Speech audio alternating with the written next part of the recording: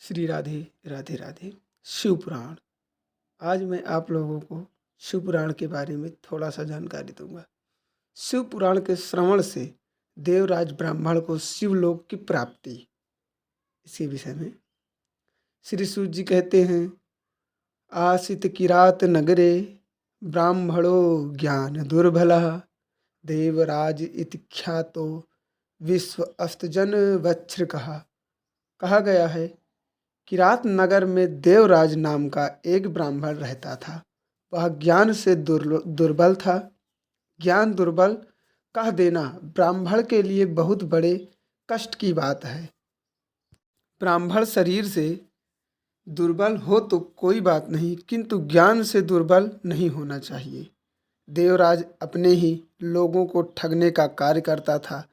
उसने अधर्म से बहुत धन कमाया, किंतु धर्म से थोड़ा सा भी धन नहीं कमाया। एक बार वह तालाब पर नहाने के लिए गया। वहाँ उसने शोभावती नाम की एक वेश्या को विहार करते हुए देख लिया। उसके मन में विचार आ गया और उसने उसी शोभावती नाम की वेश्या के साथ विवाह कर लिया।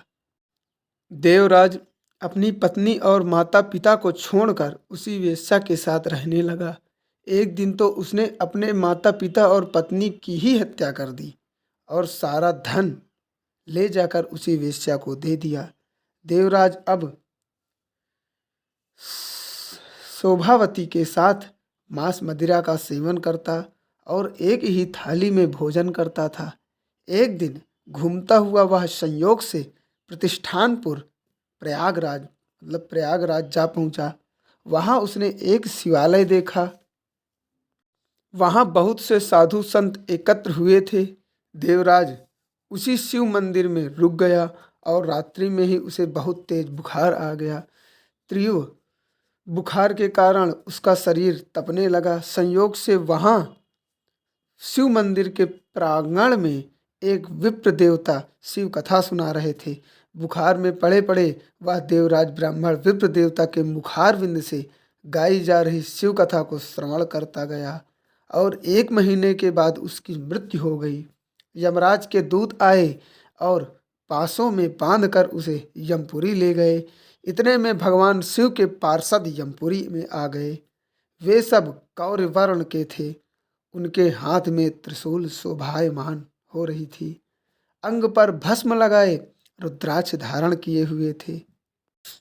देवराजम समामोच्य विमाने परमाद्भुते उपवेश्य यदास्तूतः कैलासम गन्तुमुत्सुकः।